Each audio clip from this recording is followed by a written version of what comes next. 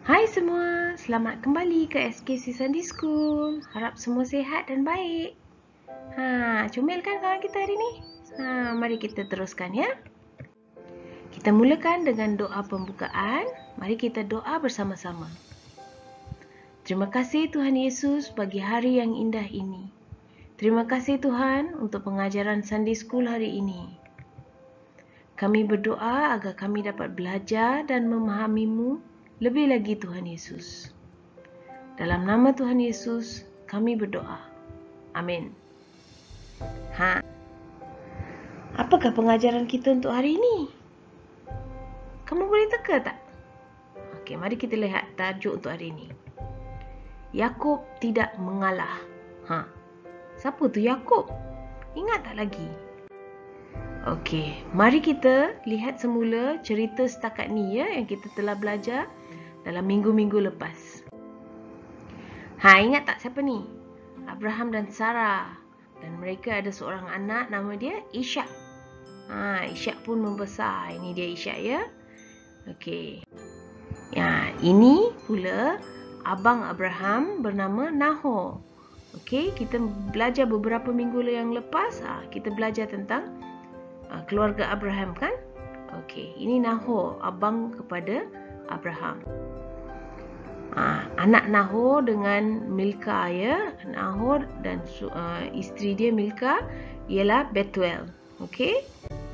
Bethuel ada dua orang anak namanya Laban dan Ribka. Ingat tak Ribka lagi ni? Ishak berkahwin dengan Ribka dan mereka mendapat anak kembar ya. Esau dan ingat tak nama lagi seorang kembar dia? Yakub. Okey. Esau adalah anak kegemaran bapanya dan Yakub adalah kegemaran ibunya, Ribka. Okey? Okey. Ingat tak lagi? Yakub memperdaya Esau. Dia kena tipu. Haknya sebagai anak sulung dia jualkan untuk satu mangkuk bubur kacang merah. Ingat tak lagi?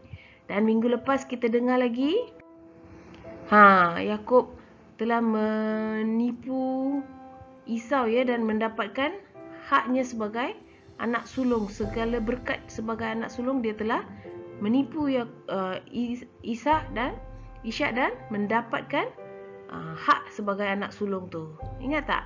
Dan ibunya Ribka sangat risau. Yakub akan dibunuh oleh abangnya Esau dan ibunya suruh Yakub larikan diri pergi ke Haran dan dia kata dapatkan seorang isteri di Haran. Abangku tinggal di Haran ya. Isteri ibu Yakub namanya Ribka. Abang dia tinggal di Haran. Okey? Jadi Yakub pun larikan diri. Ingat tak lagi? Dan minggu lepas kita belajar Yakub mendapat harapan. Dia bermimpi satu tangga dari bumi ke syurga dan malaikat turun naik. Ingat tak lagi? Dan dia namakan tempat itu Bethel. Itulah tempat di mana Yakub dijanjikan oleh Tuhan, Tuhan tidak akan meninggalkan Yakub. Jadi inilah ceritanya setakat minggu lepas kan? Okey, kita lihat sikit lagi. Okey, Bethuel, anak Nahor, ada dua orang anak, Ribka dan Laban. Ribka berkahwin dengan Ishak dan Laban pula. Laban tinggal di Haran. Okey, Laban ialah abang kepada Ribka dan dia tinggal di Haran. Ini dia. Laban dah besar dah tua dah sikit. Dan Laban sendiri dia tinggal di Haran dan dia ada dua orang anak perempuan. Anak tuanya bernama Lia. Anak pertamanya bernama Lia. Dan anak bongsu, anak yang muda bernama Rahel. Lia dan Rahel. Kita lihat sikit lagi Yakub pula. Yakub telah meninggalkan Betel dan dia berjalan-jalan dan dia sampai ke satu tempat di mana dia melihat beberapa gembala sedang menjaga anak kambingnya, dan dia melihat sebuah perigi di sana, ya. Dan dia pun bercakap dengan gembala di situ. Hai, apa korang buat sini? Oh, tengah tunggu nak bagi kambing kami minum air. Oh, okey. Kamu kenal tak seorang bernama Laban di Haran? Oh, ya, kenal. Lihat tu. Lihat tu. Anaknya Rahel tengah datang untuk memberi kambingnya minum. Oh, okey. Kata Laban. Kata Yakub. Okey, dia pun pergi berjumpa dengan Rahel. Apabila dia berjumpa dengan Rahel, dia melihat Rahel dan dia terus menangis, sangat gembira, terharu melihat Rahel. Dia cepat membuka perigi itu, memberikan kambing-kambing Rahel minum air, dan dia pun bercakap dengan Rahel, sayalah saudaramu, saya ibu saya adalah adik bapamu Laban. Okey, ibu saya Ribka. Okey, bila Rahel mendengar bahawa Yakub adalah saudaranya, dia segera, Rahel segera pergi memberitahu Rahel pergi memberitahu kepada bapanya bahawa Yakub telah datang untuk melawat Laban. Okey, Laban pun datang melihat Yakub dan mereka sangat gembira dapat berjumpa. Yakub dibawa tinggal bersama dengan Laban di rumah Laban, ya. Okey, kita lihat pengajaran untuk hari ini bertajuk Yakub tidak mengalah. Okey, mari kita lihat ceritanya. Okey, kita ada bacaan Alkitab yang panjang sikit hari ini. Okey, mari kita baca bersama-sama dari Kejadian pasal 29 hari ini. Okey, kita mulakan dari ayat 18 hingga 20, ya. Okey, mari kita baca bersama. Yakub jatuh cinta dengan Rahel. Oleh itu dia berkata, "Saya akan bekerja selama 7 tahun untuk pakcik. Jika pakcik membenarkan saya berkahwin dengan Rahel." Laban menjawab, "Aku lebih suka dia menjadi isterimu daripada isteri orang lain. Tinggallah di sini bersama dengan aku." Yakub bekerja selama 7 tahun untuk mendapat Rahel. Bagi Yakub, tahun-tahun itu berlalu seperti beberapa hari sahaja kerana dia mencintai Rahel. Kita teruskan di Kejadian 29 juga, pasal 29 juga. Okey, ayat 25. Pagi esoknya, barulah Yakub sedar bahawa Leah yang dikahwinnya. Dia pergi berjumpa dengan Laban dan berkata, "Mengapa pakcik melakukan hal ini kepada saya? Saya sudah bekerja untuk mendapat Rahel. Mengapa pakcik tipu saya?" Apa cerita ni? Okey, mari kita lihat sikit lagi. Ada dua lagi ayat untuk dibaca. Masih lagi di Kejadian pasal 29 ayat 27 hingga 28. Okey, mari kita lihat. Tunggulah sampai selesai pesta 7 hari perkahwinanmu ini. Maka aku akan menyerahkan Rahel kepadamu, jika kamu mahu bekerja untuk selama 7 tahun lagi. Yakub bersetuju, dan apabila selesai pesta perkahwinan itu, Laban menyerahkan Rahel kepada Yakub untuk menjadi isterinya. Panjang ni bacaan hari ini, ya. Okey, mari kita lihat ceritanya, ya. Yakub dijemput bertinggal bersama Laban. Setelah dia dah tinggal lebih kurang sebulan, dia duduk bersama Laban, dia menolong Laban di rumahnya semua. Pakciknya Laban berkata kepada Yakub. Sebelum itu kita lihat Laban ni ada anak perempuan 2 orang, ingat lagi? Rahel dan Leah. Rahel adalah anak yang bongsu dan Leah adalah anak yang sulung yang pertama, dan Rahel adalah anak yang muda, ya. Okey. Yakub sangat mencintai Rahel. Laban bertanya kepada Yakub setelah beberapa lebih kurang sebulan Yakub tinggal dan bekerja untuk Laban. Laban bertanya kepada Yakub, "Apakah yang awak hendakkan? Takkan awak kerja saja tanpa bergaji?" Jadi apa agaknya yang Yakub minta? Mari kita lihat. Yakub hanya mahukan Rahel, dia cintakan Rahel. Dia hanya mahukan Rahel. Dia kata dia hendakkan Rahel. Dan Yakub bersetuju untuk bekerja untuk 7 tahun supaya dia dapat membayar budi pakciknya Laban dan dapat berkahwin dengan Rahel. Okey. Masa berlalu begitu cepat kerana Yakub sangat cintakan Rahel. Dia tidak rasa masanya lama, dia rasa beberapa hari saja dia bekerja. Tapi sebenarnya dia telah bekerja untuk 7 tahun. Dan masanya pun tamat 7 tahun. Yakub pun dikahwinkan.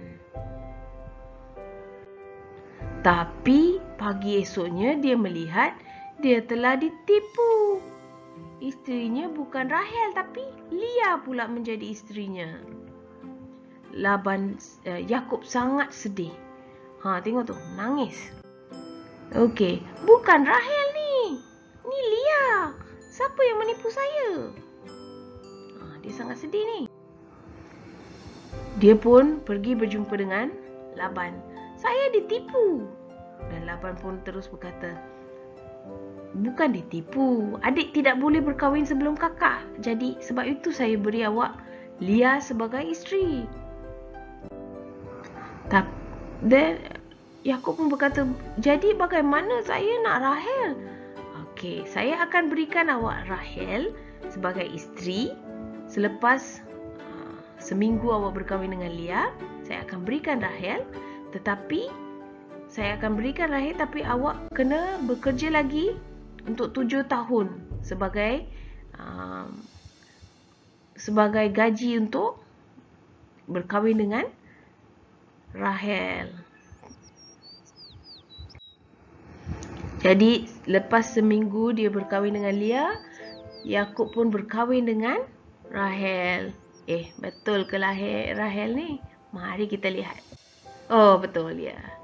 Okey, akhirnya Yakub dapat berkahwin dengan isteri yang dicintakannya, Rahel. Dia sangat gembira. Dan dia terus bekerja untuk Laban supaya dapat mendapatkan kerana dia telah mendapat Rahel sebagai isteri. Dia bekerja untuk Laban untuk 7 tahun lagi. Dan dia juga mendapat Leah sebagai isteri.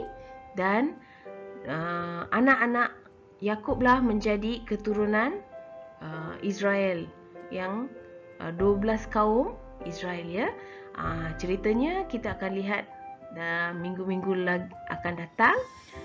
Untuk hari ini kita dapat cerita bahawa Yakub tidak mengalah dan dia terus bekerja keras untuk mendapatkan sesuatu yang dicintainya, iaitu Rahel sebagai isterinya. Itulah cerita untuk hari ini. Okey, dari cerita ini apa yang kita boleh belajar? Mari kita lihat. Kita perlu mempercayai Tuhan. Kalau sesuatu rancangan kita tidak jadi seperti yang kita hendakkan, kita perlu terus mempercayai Tuhan. Apabila berhadapan dengan rintangan dan kesusahan, percayai Tuhan. Tuhan akan melakukan sesuatu yang baik. Kita perlu bekerja keras dan berusaha, dan sambil bekerja keras dan berusaha tu, kita kena percaya yang Tuhan akan menolong kita. Kita tidak boleh mengalah. Percayailah Tuhan akan membuat sesuatu jalan untuk kita, ya. Okey. Apabila sesuatu tidak berjalan seperti yang dirancangkan, Okey, kita perlu mempercayai Tuhan. Kita mungkin berasa penat, berputus asa seperti Yakub. Dia mungkin telah bekerja untuk 7 tahun dan dia telah penat dan tak sabar-sabar untuk berkahwin dengan Rahel. Tetapi akhirnya dilihat Lia pula jadi isterinya. Tapi kita perlu sentiasa beringat Tuhan sentiasa bersama kita. Dan Tuhan menjaga kita dan kita tidak boleh berputus asa. Kita lihat Yakub tidak berputus asa. Apabila dia diberikan peluang kedua untuk berkahwin dengan Rahel, dia mengambil peluang itu dan dia bekerja keras untuk berkahwin dengan kerana dapat berkahwin dengan Rahel. Rencana Tuhanlah yang terbaik. Jadi segala sesuatu akan berjalan untuk memberi kemuliaan kepada Tuhan. Jadi kita tidak boleh berputus asa apabila kita berdepan dengan cabaran atau halangan atau kesusahan. Kita kena terus berusaha dan percayai Tuhan akan menjaga kita. Tuhan berada bersama kita dan kita perlu mempercayai rencana Tuhan. Jadi kita ingat kembali bacaan Alkitab hari ini dari Kejadian pasal 29 ayat 27 hingga 28. Tunggulah sampai pesta 7 hari perkahwinan ini, maka akan aku serahkan Rahel kepadamu. Ingat tak? Rahel diberi setelah Yakub berjanji akan bekerja lebih lagi 7 tahun untuk berkahwin dengan Rahel. Yakub tidak berserah, tidak berputus asa. Dia walaupun telah ditipu, dia masih berusaha untuk sesuatu yang disayanginya, untuk isteri yang dicintainya, Rahel. Dia berusaha dan dia bekerja lagi 7 tahun. Dia tidak berputus asa dan dia tidak mengalah. Betul? Okey. Kita juga perlu seperti Yakub. Cerita hari ini boleh dilihat di Kejadian pasal 29. Bila senang nanti, petang nanti, malam nanti, baca bersama ibu bapa. Okey, ayat hafalan hari ini diambil dari Roma ayat 8:28. Okey, mari kita baca bersama ya. Kita tahu bahawa Allah mengendali segala hal sehingga menghasilkan yang baik bagi orang yang mengasihi Dia dan sudah dipanggilnya sesuai dengan rancangannya. Jadi kita perlu ingat apabila kita hafal ayat hafalan ni, ia dapat membantu kita mengingat bahawa Tuhan sentiasa menjaga kita, Tuhan sentiasa bersama kita. Kita perlu mempercayai Tuhan dan mempercayai rencananya untuk hidup kita. Kita tidak boleh mengalah, kita tidak boleh berputus asa, kita perlu bekerja keras. Okey, sudah habis. Mari kita buat doa penutup. Mari kita berdoa bersama. Terima kasih Tuhan Yesus untuk pengajaran hari ini. Bantulah kami mengenali dan menyayangi-Mu lebih lagi Tuhan. Dalam nama Tuhan Yesus kami berdoa. Amin. Sekian saja untuk hari ini. Bye-bye. Jumpa lagi. Hai, cute hari ni ya nampaknya. Menari dia. Okey, bye-bye.